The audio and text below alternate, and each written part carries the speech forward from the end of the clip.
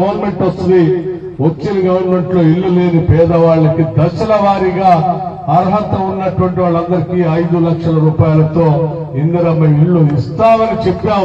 చెప్పినట్టుగానే రాష్ట్రంలో 4,50,000 ఇళ్లని శాంక్షన్ చేసి ప్రతి ఊర్లో ఇవాళ ఎంతో కొంతమందికి ఇళ్లు కడుతూనే ఉన్నాం.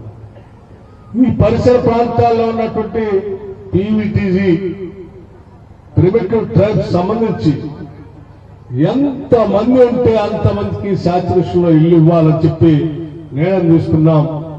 ఈ రాష్ట్ర వ్యాప్తంగా ఉన్నటువంటి ప్రిమిటివ్ ట్రైబ్స్ అందరికి కూడా అర్హతగా ఉన్న వాళ్ళందరికీ శాచ్యురేషన్ లో ఇల్లు ఇచ్చేస్తాను. ఇక్కడ కూడా ఇచ్చాం. ఈ గ్రామంలో కూడా హోజాలు, కోలమ్స్, ఆంధ్ర, గోండులు ఉన్నారు. అటువంటి వాళ్ళల్లో ప్రిమిటివ్ ట్రైబ్స్ ఉన్నటువంటి వాళ్ళందరికీ శాచ్యురేషన్ ఇస్తూ మిగతా వాళ్ళకు కూడా సాధ్యమైనంత మేరకు ఒకళ్ళ తర్వాత ఒకళ్ళు ఇళ్లు ఇచ్చి కంప్లీట్ చేసే కార్యక్రమాన్ని చేపడుతున్నాం. కేవలం ఇళ్లు శాంక్షన్ చేసి వదిలేయట్లేదు. ప్రతి వారం మీరు కడుతున్నటువంటి ఇళ్లుని పర్యవేక్షణ చేసి వారం వారం బిల్లు అప్లోడ్ చేయమని చెప్తా ఉన్నాం. బిల్లు అప్లోడ్ చేయగానే వారం వారం మీకు బిల్లు ఇచ్చే పరిస్థితిని ఈ రోజు రాష్ట్ర ప్రభుత్వం ఏర్పాటు చేసుకుని ముందుకు పోతా ఉంది. దశల వారీగా కడుతున్నటువంటి ఇందిరమ్మ ఇళ్ల లబ్ధిదారులందరికీ కేవలం ఏ గ్రామంలో కాదు, రాష్ట్ర వ్యాప్తంగా ఉన్నటువంటి ఇందిరమ్మ ఇళ్ల లబ్ధిదారులందరికీ మీ ద్వారా ఈ గ్రామం నుంచి పిలిపిస్తా ఉన్నాను.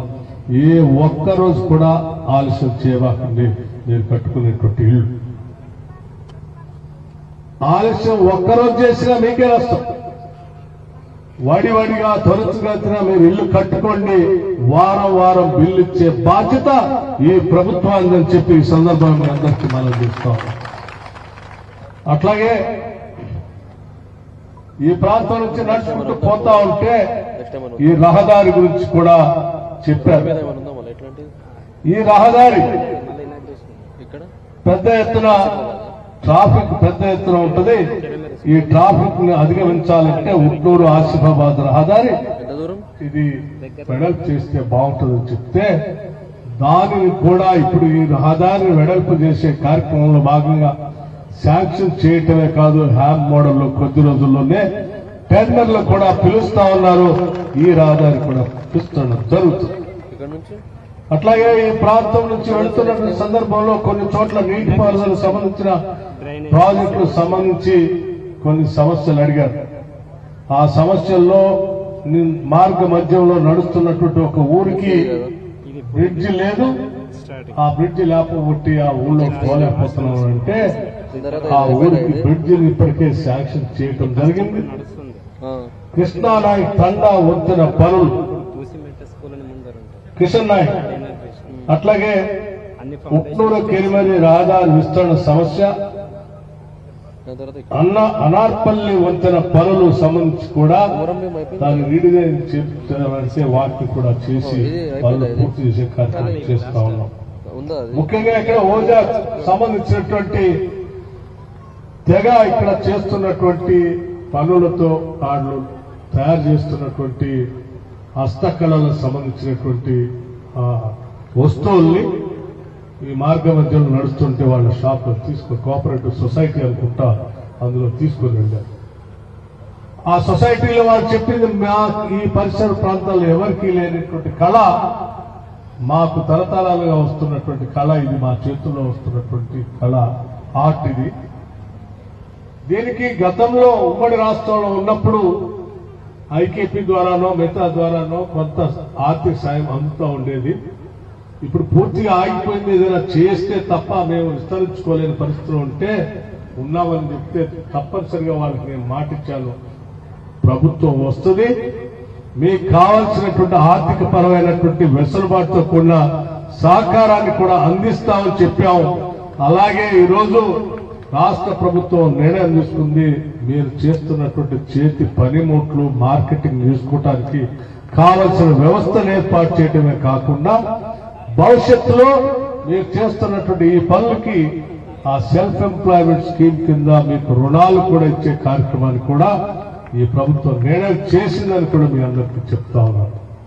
అలా నాతో మాట్లాడుతూ అందులో ఉన్నటువంటి ఒక ఉద్యోగాలు చెప్పాడు, ఈ మొత్తం ఓజా తెగ సంబంధించినటువంటి వాళ్ళలో నేనే పీజీ చేసి ఉన్నటువంటి విద్యార్థిని ఇక్కడ ఉన్న వాళ్ళలో సార్ నేను పీజీ చేసి కూడా నాకేం ఉద్యోగం రావట్లేదు, ఏదైనా సహాయ సహకారాలు అందించాలి అంటే నేను అతను చెప్పాను, ఉద్యోగం కోసం ప్రయత్నం చేయి, ఉద్యోగం రాకపోతే సెల్ఫ్ ఎంప్లాయ్మెంట్ కోసం అప్లికేషన్ పెట్టుకో, తప్పనిసరిగా నీకు సెల్ఫ్ ఎంప్లాయ్మెంట్ వచ్చేటట్టుగా చేస్తామని చెప్పాను. ఇప్పుడు కూడా నేను వాళ్ళ తల్లిదండ్రులు కలిస్తే అడిగాను, ఆ పోస్ట్ గ్రాడ్యుయేట్ చేసినటువంటి ఆ వ్యక్తికి నేను చెప్తా ఉన్నాను, ఇప్పటికైనా నువ్వు సెల్ఫ్ ఎంప్లాయ్మెంట్ కోసం అప్లికేషన్ పెట్టుకో, తప్పనిసరిగా ఈ రాష్ట్ర ప్రభుత్వం నీకు కావాల్సిన ఆర్థిక సహకారం అందించి నీ ద్వారా ఈ ప్రాంతంలో వ్యాపార అభివృద్ధి కోసం కావాల్సిన సహాయ సహకారాలు అన్ని అందించడం కోసం ప్రయత్నం చేస్తానని సందర్భంగా మనం చేస్తా ఉన్నాం. మహిళలంతా మా ఎదురు కూర్చున్నారు, తల్లులంతా కూడా ఇందిరమ్మ చీరలు కట్టుకొని మహాలక్ష్మిలాగా వచ్చి కూర్చొని ఉన్నారు. వాళ్ళందరికీ నేను ఆ రోజు కూడా ఈ ప్రాంతంలో నడుస్తా ఉంటే వాళ్ళంతా చెప్పారు, మాకు ఆర్థికంగా చాలా సమస్యలు ఉన్నాయి, నిలదొక్కుకోవడానికి పరిస్థితులు అనుకూలించట్లేదంటే తిరిగి ఇందిరమ్మ ప్రభుత్వం వస్తుంది, మీ అందరికీ వడ్డీ లేని రుణాలు ఇస్తాము, ఇందిరా క్రాంతి పథకం, ఇందిరా మహిళా శక్తి పేరు మీద వడ్డీ లేని రుణాలు ఇస్తాం, ద్వారా మీరు వ్యాపారం చేసుకోవచ్చు అని చెప్పినట్టుగానే ఈరోజు రాష్ట్ర ప్రభుత్వం అధికారంలోకి వచ్చిన తర్వాత 20,000 కోట్ల రూపాయల వడ్డీ లేని రుణాల్ని ఈ రాష్ట్రంలో ఉన్నటువంటి మహిళలకి ఈరోజు ఇప్పటికే మనం ఇచ్చాం. 26,000 కోట్లకు సంబంధించి గత 4-5 రోజుల క్రితం గతంలో 21,000 కోట్లకు సంబంధించి ఆ కట్టే వడ్డీ రుణాలు చెక్కులు పంపిణీ చేశాం. 4-5 రోజుల క్రితం మిగిలినటువంటి 5,000 కోట్లకు సంబంధించిన వడ్డీని కూడా ఈరోజు చెక్కుల రూపేణ రిలీజ్ చేశాం. అంతిమంగా 26,000 కోట్ల రూపాయలు ఇప్పటికే రాష్ట్రంలో ఉన్న మహిళా డ్వాక్రా సంఘాలకు వడ్డీ లేని రుణాలు ఇచ్చాం. ఈ 26,000 కోట్ల రూపాయలు ఈ రాష్ట్రంలో ఉన్నటువంటి మహిళలు వాళ్ళకు కావాల్సిన వ్యాపారాలకైనా కానీ వాళ్ళ అవసరాలకు కానీ పెట్టుబడిగా పెట్టి దాంట్లో వ్యాపారం చేస్తూ ఆర్థికంగా నిలదొక్కుంటూ భవిష్యత్తులో వాళ్ళు కోటీశ్వరులు కావాలనే ఆలోచన ఈ రాష్ట్ర ప్రభుత్వం కలలు కట్టుకుంది. తప్పనిసరిగా 5 సంవత్సరాల్లో మేము సంవత్సరానికి 20,000 కోట్ల రూపాయలు ఏ రకంగా అయితే వడ్డీ లేని రుణాలు ఇస్తామని చెప్పామో 5 సంవత్సరాల్లో 1,00,000 కోట్ల రూపాయల మహిళలకి వడ్డీ లేని రుణాలు ఇస్తాం, మీతో వ్యాపారం చేపిస్తాం. దాంట్లో భాగంగానే ఈరోజు బస్సుల్లో ఉచితంగా తిరగడానికి ప్రయాణం చేయడానికి ఫ్రీ బస్సు టికెట్, మీరు తీసుకోవాల్సిన టికెట్ సంబంధించిన డబ్బుని మేమే ఆర్టీసీ కడతా ఉన్నాం. కేవలం మీరు ఆర్టీసీలో ప్రయాణం చేయటే కాదు, అటువంటి ఆర్టీసీ సంస్థకి బస్సును మీరే కొని ఆ బస్సుల్ని ఆర్టీసీ పెట్టి బస్సు యజమానులుగా కూడా ఈ రాష్ట్రంలో ఉన్న మహిళల్ని మార్చాలని ఆలోచిస్తే వాళ్ళ మహిళా సంఘాలకు బస్సు రుణాలు ఇచ్చాం, రుణాలకు సంబంధించిన లింకేజ్ ఏర్పాటు చేశాం, ఆ బస్సుల్ని ఆర్టీసీకి అనుసంధానం చేశాం, ఆర్టీసీకి మీకు డబ్బులు ఇచ్చే వ్యవస్థను ఏర్పాటు చేశాం. అంతిమంగా ఈ రాష్ట్రంలో గతంలో కనీసం 1,000 రూపాయలు కూడా చేతిలో లేనటువంటి వాళ్ళు మహిళల అవసరం పడితే ఎక్కడికైనా పోతే నీ దగ్గర ఇల్లు వాకి లేదు నీకాడిస్తా అని చెప్పి తిప్పి పంపించినటువంటి పరిస్థితులు గమనించిన మనం ఈరోజు ఈ వడ్డీ లేని రుణాల ద్వారా ఈ రాష్ట్రంలో బస్సులు కూడా ఓనర్లు అయ్యే స్థాయికి మహిళలను తీసుకొచ్చాం, భవిష్యత్తులో ఇంకా చేస్తాం. రాష్ట్రంలో సోలార్ పవర్ సంబంధించి మహిళా సంఘాలకు ఇస్తా ఉన్నాం. ఆ సోలార్ పవర్ కూడా మీతో పెట్టించి రేపొద్దున భవిష్యత్తులో ఆ కార్యక్రమాలు చేయాలనుకుంటున్నాం. ఈ పరిసర ప్రాంతాల్లో ఉన్నటువంటి గిరిజన కుటుంబాలకు ఇందిరమ్మ పేరు మీద తీసుకొచ్చినటువంటి పథకంతో ఇందిరా సౌర గిరి జల వికాసం, దాంతో మీ భూములు నేను ఈ ప్రాంతంలో నడుస్తున్నప్పుడు చాలా మంది చెప్పారు, మాకు ఆనాటి ఉమ్మడి రాష్ట్రంలో పట్టాలు ఇచ్చారు కానీ ధరణి వచ్చిన తర్వాత పట్టాలు లేవు, మా భూములు మమ్మల్ని దున్నుకోలేట్లేదు. అందుకే చెప్పాం, ధరణి బంగాళాఖాతంలో వేస్తాం, మళ్ళీ తిరిగి చట్టాన్ని తీసుకొస్తామని చెప్పి భూభారతం తీసుకొని వచ్చి మీకు ఉపయోగపడేట్టుగా చేస్తూ ఆనాటి ఉమ్మడి రాష్ట్రంలో ఇచ్చినటువంటి భూముల సంబంధించిన పట్టాలకి తిరిగి మీకు పట్టాలు ఇవ్వటమే కాదు, ROFR పట్టాలు ఇచ్చి ఆ పట్టా భూముల్లో మీ చేత వ్యవసాయం చేపించడానికి అక్కడ బోర్లు వేపించి సోలార్ పవర్ పెట్టించి డ్రిప్ ఇరిగేషన్ పెట్టి స్ప్రింక్లర్స్ పెట్టి వేసిన పంటలు కాపాడుకోవడానికి కావాల్సిన వ్యవస్థను ఏర్పాటు చేసి అవసరమైతే ఏపుగా పెరిగే పండే పంట కంటే ఎక్కువ ఆదాయం వచ్చే పంటలు కూడా మీతో ఏపించాలని ఆలోచన చేస్తా ఉన్నాం. అది పామాయిల్ కావచ్చు, ఆవకాడో ప్లాంటేషన్ కావచ్చు, బ్యాంబూ ప్లాంటేషన్ కావచ్చు, ఇవన్నీ కూడా ఈరోజు రాష్ట్ర ప్రభుత్వం ఈ ప్రాంతంలో ఉన్న గిరిజన కుటుంబాల కోసం ఆలోచన చేసి ముందుకు పోతాం.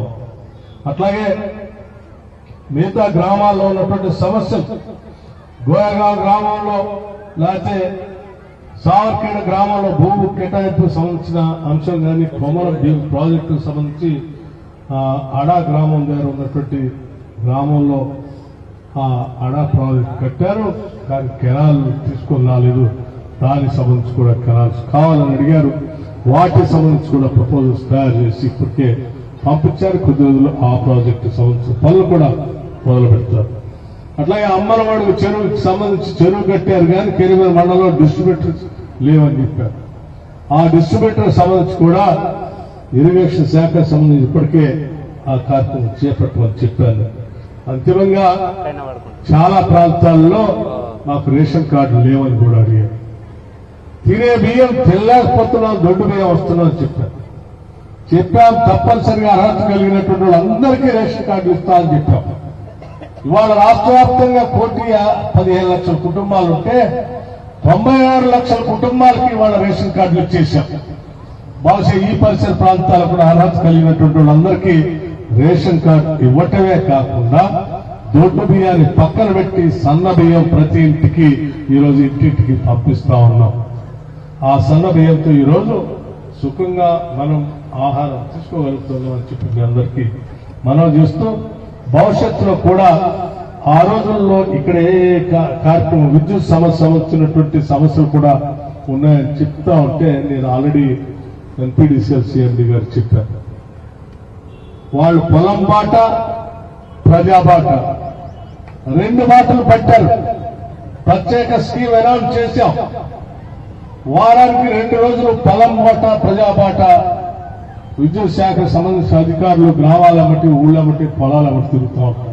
మీ అందరూ వచ్చి కలుస్తారు. ఎక్కడ ఏ సమస్య ఉన్నా వాళ్ళ దృష్టికి తీసుకొని రండి.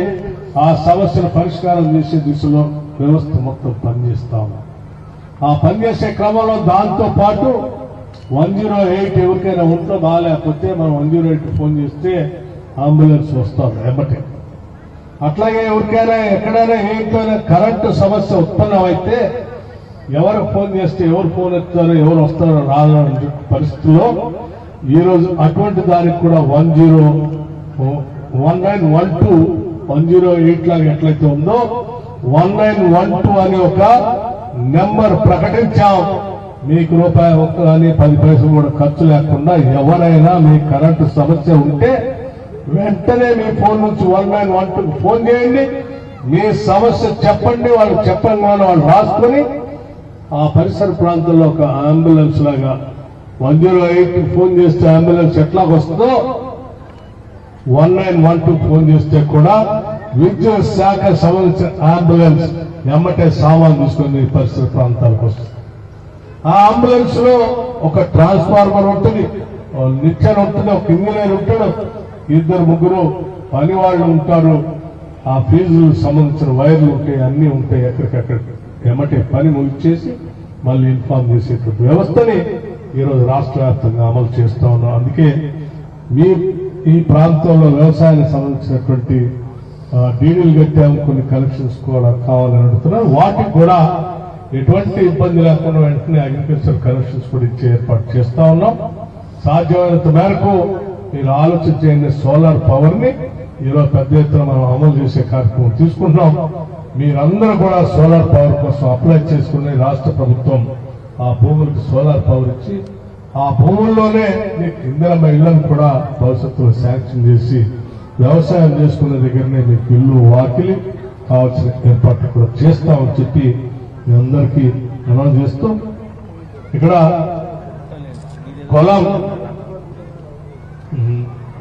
చింతకర్ర బొద్దుగూడ మీదుగా ఉన్నటువంటి రోడ్డు సంబంధించిన సమస్య, వీటితో పాటు ఉషే గ్రామానికి చెందిన ఓజా కుటుంబానికి సంబంధించినటువంటి సమస్యలు బోర్వెల్ ఉషే గ్రామం జంగాల్ గ్రామాలకి బోర్వెల్స్ కావాలని అడిగారు. బోర్వెల్ వేస్తే సక్సెస్ అయిందండి.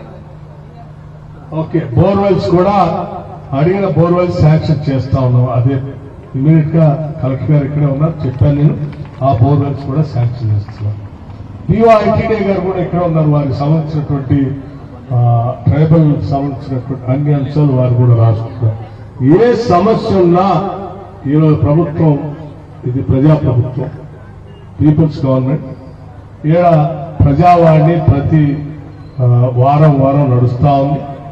ఏ సమస్య ఉన్నా వారి దృష్టి తీసుకొని పండి ఆ సమస్యలు పరిష్కారం చేస్తూ ముందుకు పోతామని చెప్పి మీ అందరికీ మనం చేస్తూ ఈ ట్రైబల్ వెల్ఫేర్ నుంచి గిరిజన కార్పొరేషన్స్ కానీ ట్రైకార్ నుంచి కానీ ఈ ఓజా హస్తకళల దానికి అక్కడ ఉన్నటువంటి వాళ్ళందరికీ సెల్ఫ్ హెల్ప్ కింద, సెల్ఫ్ ఎంప్లాయ్మెంట్ కింద మీరు లోన్స్ అన్ని ప్రాసెస్ చేసి మీ అందరికీ ఇప్పించే ఏర్పాటు చేస్తామని చెప్పి ముగించే ముందు మీ అందరికి చెప్తూ మరొకసారి మీ అందరికీ నా హృదయపూర్వకమైనటువంటి అభినందనలు, నూతన సంవత్సర శుభాకాంక్షలు. నమస్కారం. జై హింద్. జై. Thank you sir. అందరూ ఒకసారి చప్పట్లు కొట్టాలి సార్ కి.